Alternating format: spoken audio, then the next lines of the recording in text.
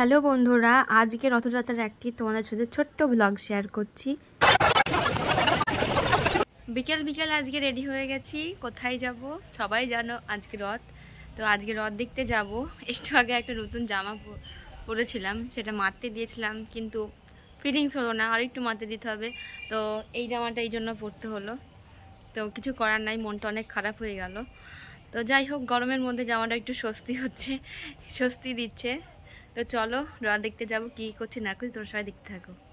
বাড়ির থেকে যখন বেরায় তখন এত পরিমাণে রোদ, জাস্ট দেখো তোমরা।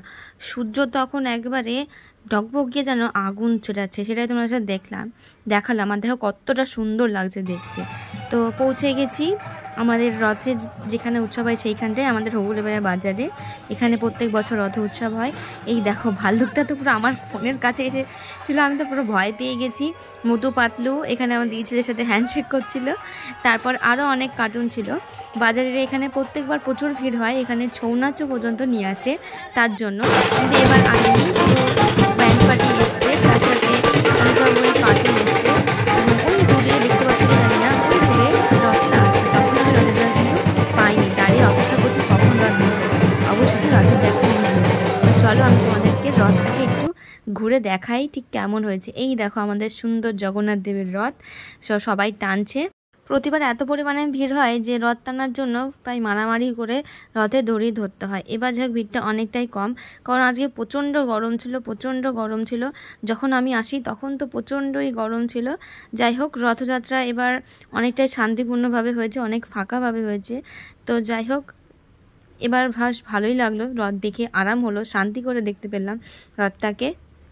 তো রথ দেখে এদিকে একটু এসেছিলাম ওষুধের দোকানে। তো ওষুধের দোকান দেখলাম বন্ধ, তারপরে আবার চলে গেলাম রথের জায়গায়। তো দেখো এখানে কত স্ট্যাচু এসেছে, কত সুন্দর। তো স্ট্যাচু দেখতে দেখছি আবার জল সইতে এসছে, হয়তো কোনো জায়গায় নামযজ্ঞের আজকে শুভ অধিবাস, তো তার জন্য সেটাও দেখা হয়ে গেল একসাথে দুটো। তারপর চলে গেলাম জিলিপির দোকানে। রথ দেখবো আর জিলিপি পকড় ভাজা খাও না, তা তো হতেই পারে না। তো সেখান থেকে জিলিপি নিয়েছি। জিলিপি নেওয়ার পরে পকোড়া খেয়েছি, সেটা দেখানো হয়নি। তো তারপর চলে গেলাম বিভানের খেলার দোকানে গিয়ে একটা লরি নেওয়া হলো বিভানের জন্য খেলনা। তারপর যখনই বাড়ি আসবো ঠিক সেই মুহূর্তের মধ্যে দেখো কি অন্ধকার আর কি মেঘ হয়েছিল, প্রচণ্ড মেঘ হয়েছিল, হাওয়া পড়ছিল।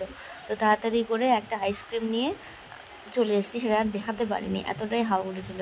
তো বাড়িতে এসে আইসক্রিম খাচ্ছি, আর এদিকে দেখো বিমান ওর গাড়ি নিয়ে খেলছে। আইসক্রিমটা যতটা ভালো ভেবেছিলাম ততটা ভালো হয়নি। তো আজকে এই ছিল আমার রথ দেখার মুহূর্ত। তোমাদের ভালো লাগলে অবশ্যই একটা লাইক করো।